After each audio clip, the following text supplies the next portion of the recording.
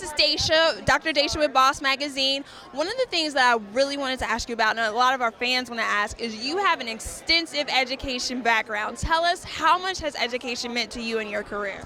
You know, when I was younger, my grandmother was one of the first teachers in the Cayman Islands, and so she even taught inside of our home. And so when I used to spend summers with her, she would have me writing essays and doing math problems, and I hated it. Really, I really hated it. I was like, I want to go outside and play.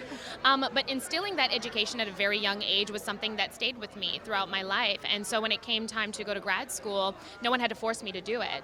You know, I applied, I got in, and I worked really hard. And I feel like a lot of that had to do with just my grandmother and what she instilled in me, and my mother and what she instilled in me, and just the fact that it started from a very young age. I'm excited about using my forum to be a part of helping young people of color realize their dreams. That's what it's all about. Gosh, I actually don't know what's coming up for any characters. I wish I did. I honestly wish I did. Can you tell? I honestly don't know.